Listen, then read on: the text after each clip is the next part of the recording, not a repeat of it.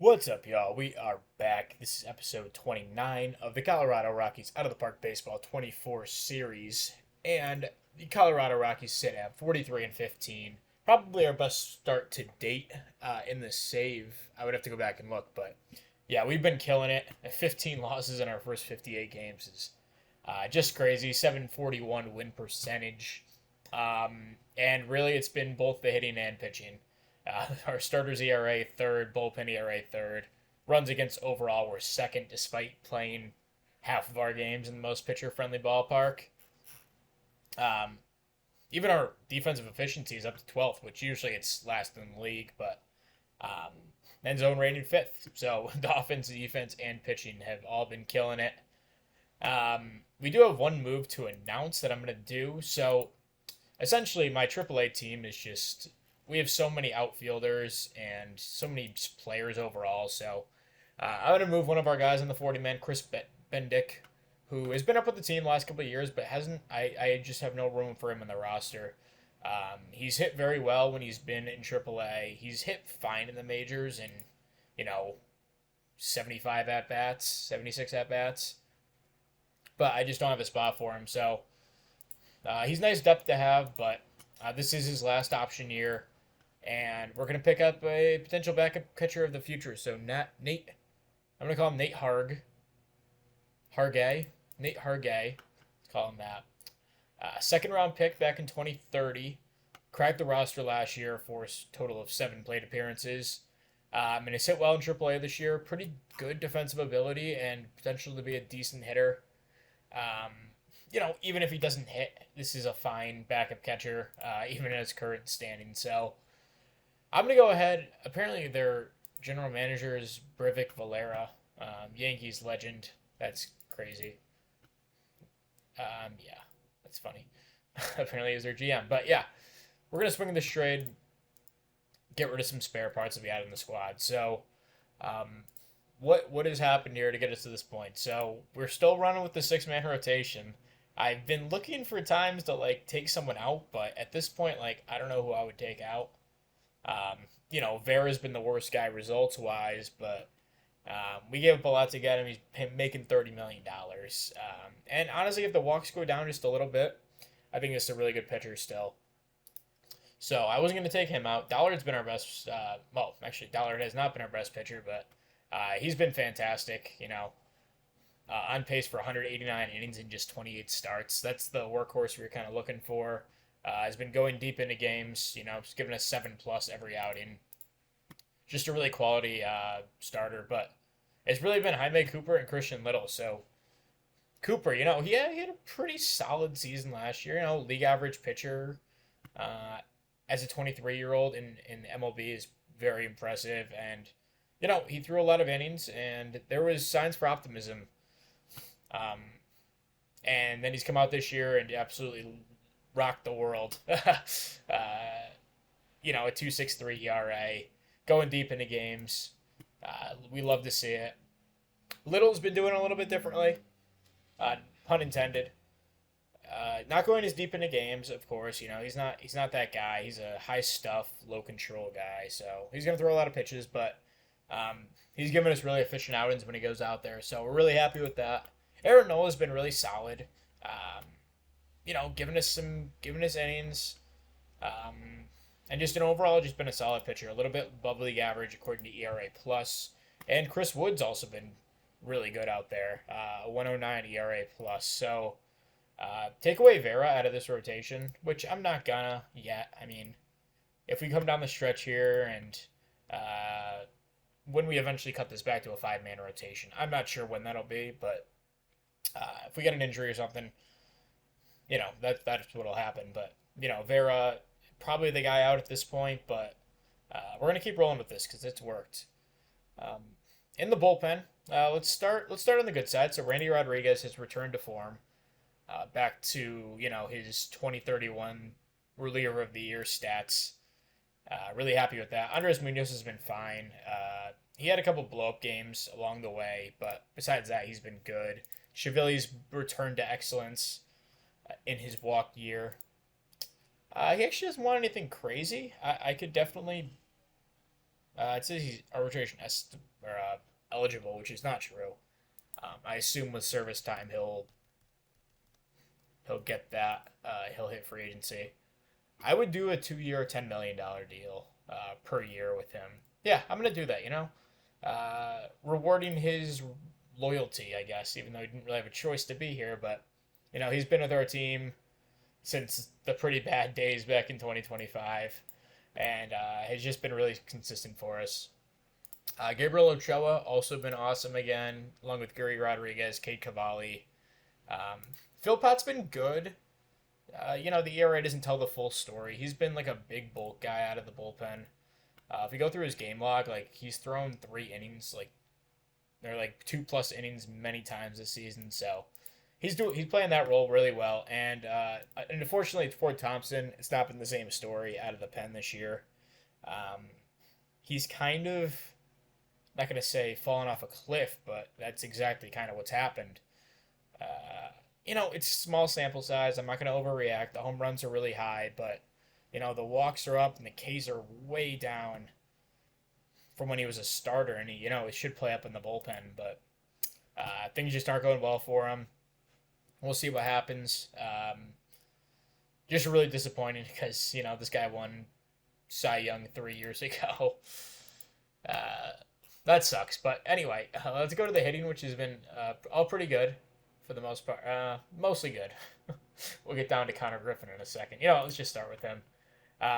He was off to a miserable start. He's gotten much better, but yeah, his March and April, I guess. Yeah, March and April, we'll count March. 37 WRC plus, which was just brutal. He was batting cleanup for me. I eventually moved him down to like 6th because I just couldn't bat him there anymore. May he's definitely bounced back and returned to form, but yeah, that April was brutal for him. Up to a 75 or 81 WRC plus, so things are looking much better. Jackson Churio has been our star once again, on pace for 7.2 WAR, 146 WRC plus. Ki Huang Yu, should I call him Yu? He was tearing it up the first month of the season. March and April, 171 WRC plus in April. He's fallen back a little bit in May, but, he keeps hitting the ball out of the ballpark, giving us league average hitting even. I'll take that with his defense, which has been stellar. 6.2 framing runs already, just about a third of the way through the season. Volkow's been awesome. Playing a little bit of third, a little bit of first, mostly first. Actually has not played any third this season. I lied about that.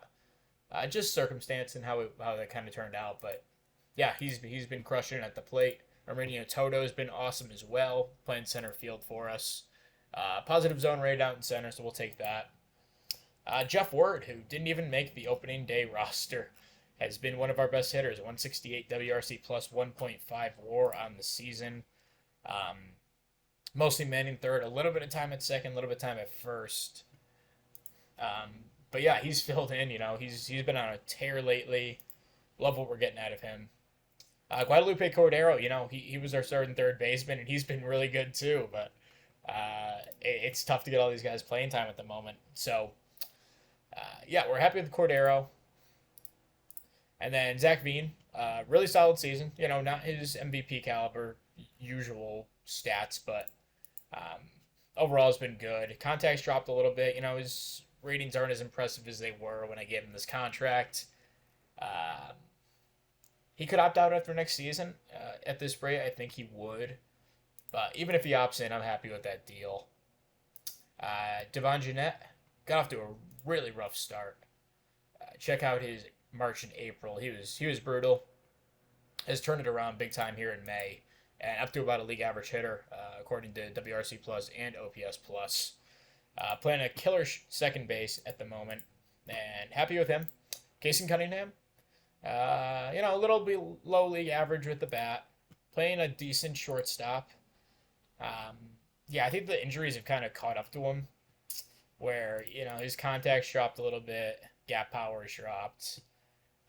He's still a really serviceable shortstop, but not really the star we thought we were going to have after, he was going to potentially bat 400 in 2031. Trey Snyder has been good in his limited time as like our bench guy, and then VC's been solid as our backup catcher. So that's the recap after 2 months of the season. We will. I'm gonna do some promotions and demotions and stuff. I guess we should talk about Greg Melvin. He's about ready to come up, and he's been crushing AAA. I just don't have a spot for him. I would love to bring up another hitter, and he probably is the next guy up, but we got to figure out this pitching staff first and what the heck we're going to do with that. But that'll be figured out by the time we come back in just a moment. All right, so I wanted to hop in here. We're at June 15th. It's about 2 weeks since I had our big announcement, and everything sucks. Jackson Churio went out for a 5-week injury, plantar fasciitis. That's not as big of a deal. Zach Veen tore his ACL. He'll be out for 9 months, so he'll miss the rest of the season. Everything sucks. Andres Munoz, partially torn labrum, out for 4 months, so he'll miss probably the rest of the season. So within 2 weeks, we lost like 3 of our 6 best players. Really unfortunate. I guess one silver lining is that we had some guys, that allowed me to call up Greg Melvin, or has allowed me to. He hasn't actually done anything yet, but Joe Chayka got called up as well, so giving some of these young guys a shot. And really unfortunate how that happened. And the rotation is starting to kind of come together, and I think it's going to be one of Nola or Wood going to the bullpen. I would guess probably Wood, only because I think Nola deserves the benefit of the doubt in the rotation. So probably next trip through the rotation, we'll do that, or whenever my bullpen needs an extra arm or something. So also, I should say Ford Thompson is completely I don't know. He might be unusable at this point. Really, I hope he turns it around, but we're going to need him too. So I just want to do that little update. We'll be back in just... All right, so we're here at the first-year player draft. Had avoided mostly any more injuries. Randy Rodriguez did go down for a 3-week injury by biceps tendonitis. He'll be back in, 5 days.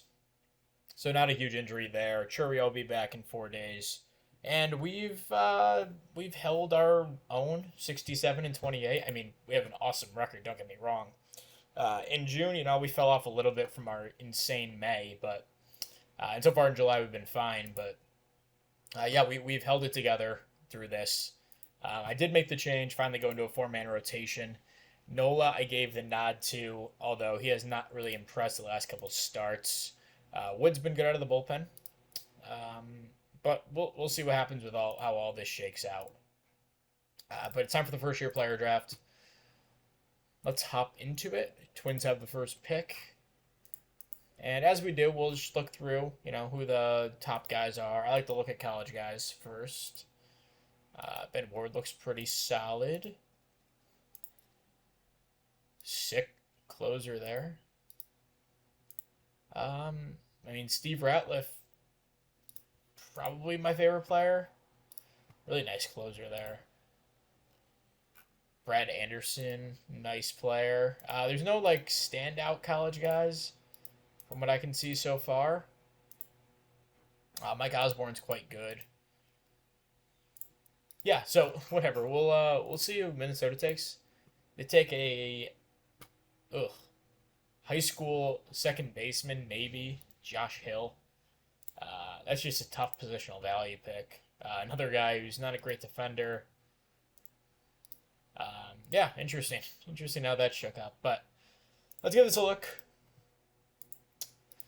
I like Brad Anderson when I was looking through. The control is an issue at 21 years old. But he's got 4 pitches that are already well developed. If that control ticks up to even a 40, 45, we get it up there, he's going to be a stud for us. Kind of like Vera, honestly. who's currently on our team and is a free agent after the season. Luis Rosales is a hell of a bat, but not going to play second base. Not even going to really play corners. Andy Dunn's interesting. See what my scout thinks. They think John Huck. Let's look through these high school guys really quick, see if anyone's like, really sticks out. Kevin Stone's got a hell of a bat, but not much of a glove. You got to at least be able to play like a corner outfield spot.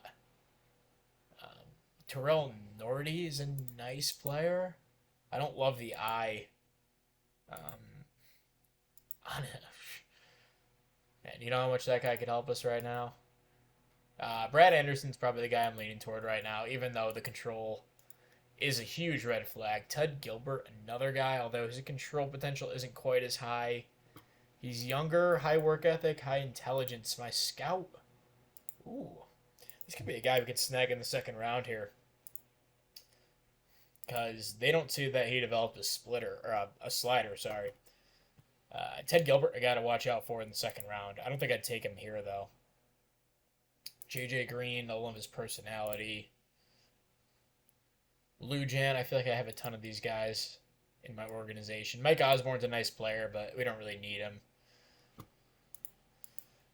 Man, Luis Rosales, if he had just a little bit better like turn double play, I could rock with him, but I'm not sure I could make him work at second.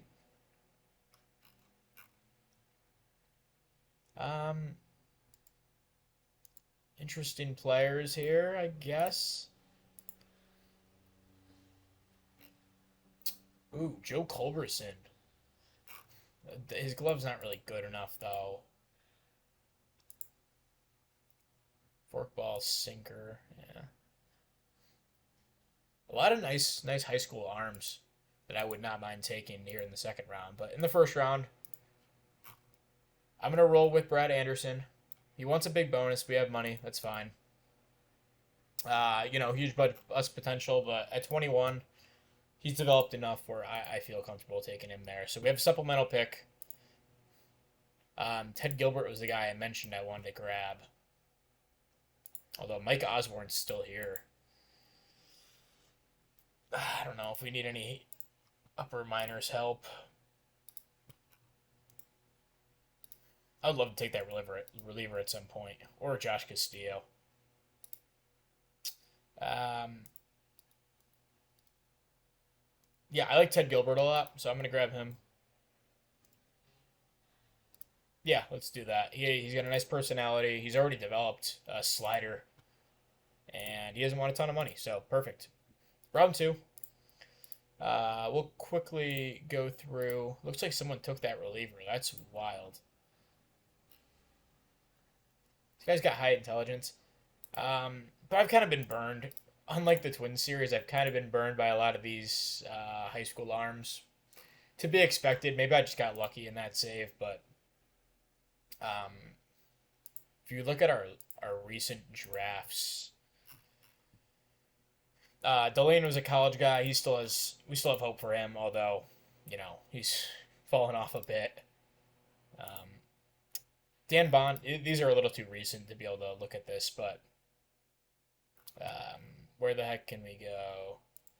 Figueroa was a high school guy. You kind of look at how his scouting's gone. Everything's kind of dropped off since we got him. Besides overall, obviously, but things have fallen off for him.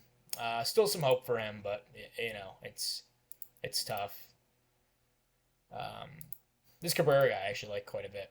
Dahlman is the guy I wanted to focus in on for that. He was really raw. He was the guy I kind of compared to Mike Wolf in my Twins series. He had the 70, 60, 50. I think that's around when we drafted him. Yeah, I think it was around there. But yeah, he's slowly fallen off, and now he's just a fine arm in our organization. He was kind of the guy I focused in on when I thought about that. Although Cooper's worked out fine. Ryan Walds is a college guy. And I guess, okay, so we're like 50-50 in those first round picks. That was all to say that I still might take a high school guy here. He doesn't want a ton of money for a bonus. It's a good dart throw. His stamina isn't great. Joe Culberson's still a guy I like. Yeah, I'm going to go with Joe Culberson. And we'll go through the draft off cameras because this will be really boring. So we'll be back and do an update. All right, so let's go through our draft. So we took Brett Anderson first round, Ted Gilbert first round supplemental. We took Joe Culbertson in the second round. Good speed, pretty good bat, and not a bad glove either.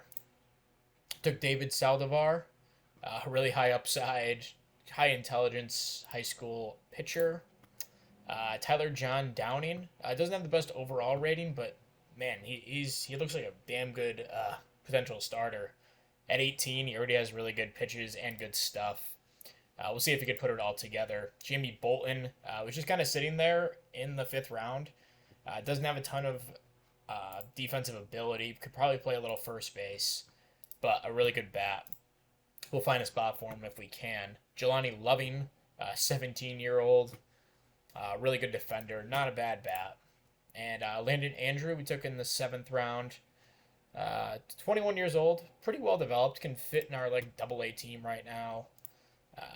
Chanty Basket, we took in the eighth round.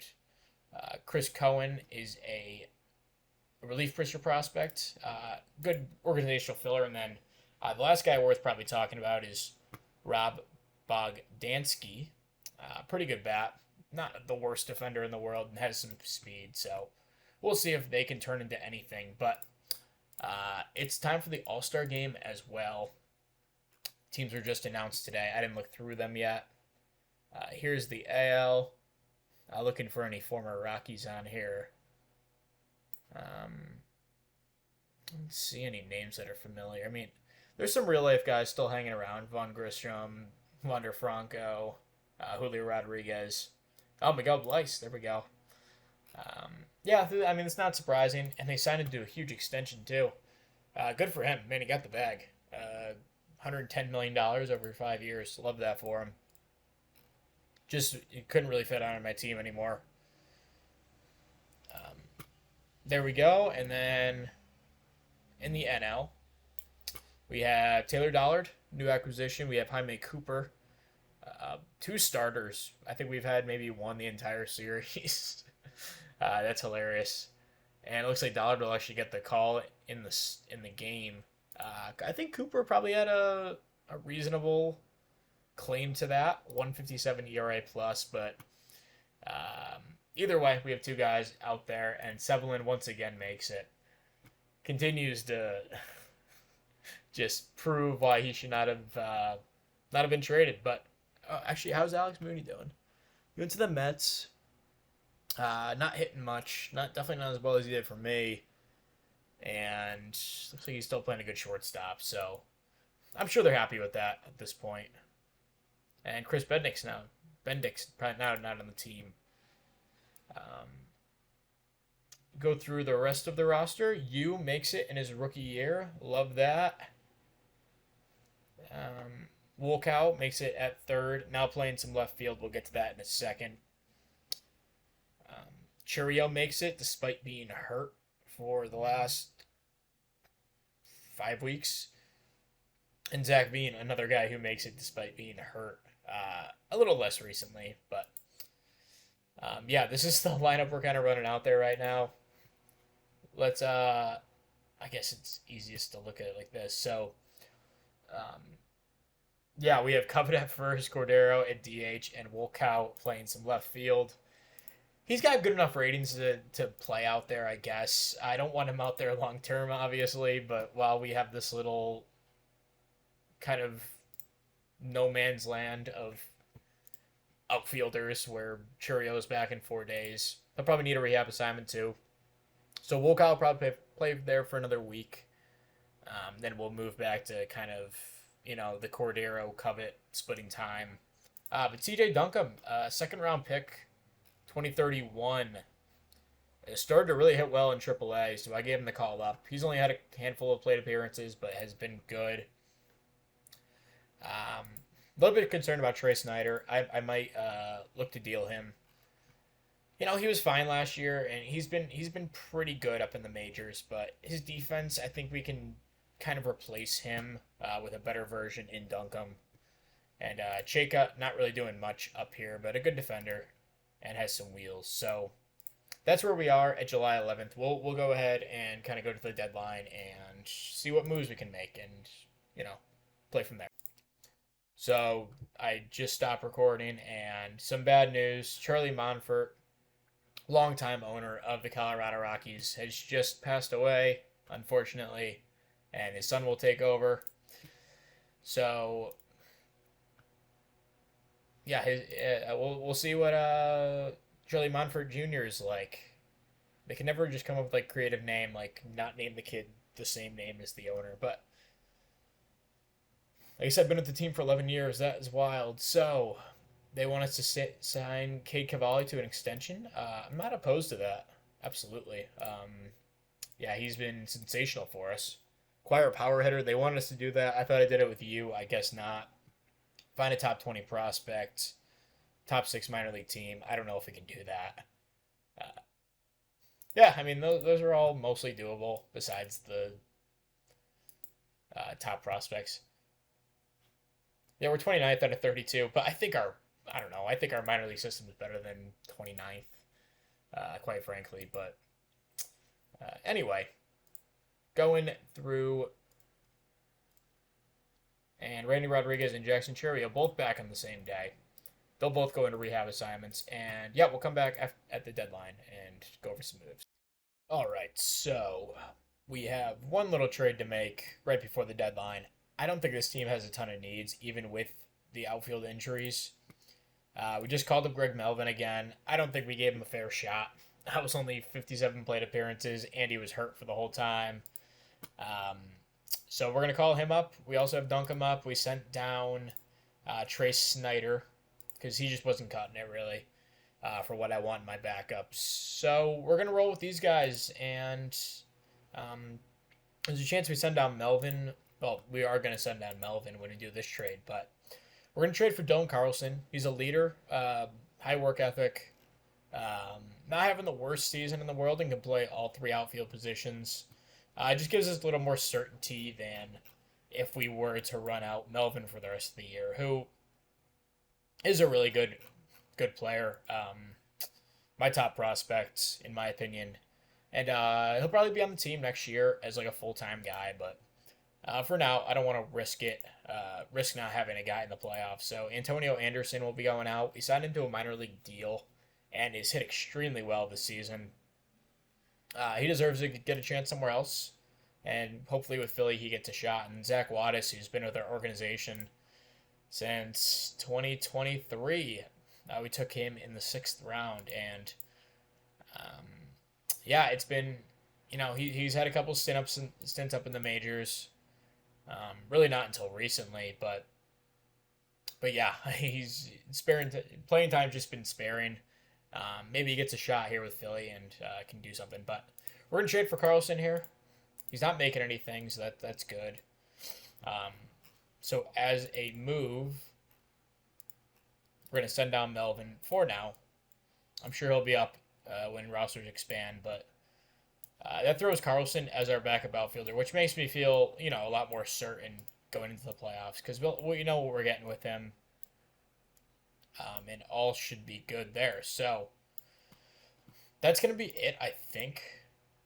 Like, our bullpen's pretty set. I mean, yeah, Ford Thompson struggled mightily, but we had this guy, I don't know, free to say his name, but we had him up for a little bit, and he was really good. So if we need a lefty, I'm cool calling him up. We have Corbin Castro down here, who I like, and some younger guys who I also like. So, yeah, I think we're good if we need another bullpen arm or something. But, yeah, we're going to roll with this, I think. So let's get through this Washington series and go up to the deadline, and then end the episode. Old friend Jose Alvarado up on the trade block. Not really having a good year. Wow, he was really good for Cincinnati last year, though. Yeah, really hasn't been the same pitcher since since he left Colorado. How many times do you hear that sentence? And Chad Wilson's a good prospect, and yeah, no, I'm all set with that. We win 10-6. Check out this one. Wolkow, 6 RBIs in that one. You continues to just be awesome. And Dollard, not the best start, but Nola in his first career, I did check his first career relief appearance, 3 scoreless, and we get the win. And he gets the win as well. And we win 4-1 in this one. Jeanette has 3 hits, 2 ribbies. And the back end does a good job. So we go for the sweep on Washington at deadline day. Chris Wood on the mound. He's been really good this season. And we lose 6-2, but that's okay. Nola does have a ratings drop, as does Wolkow. Any big guys here? Jabari Delane's a guy that I don't want closing games first off. That's fine. Luz Corona's a guy to look out for. He's got some good potential and is up in Double-A at this point. Just called him up. Besides that, nothing crazy. Of course, like all of my pitchers, they just go down. Montalvo. Ted Gilbert has a potential increase. That's good.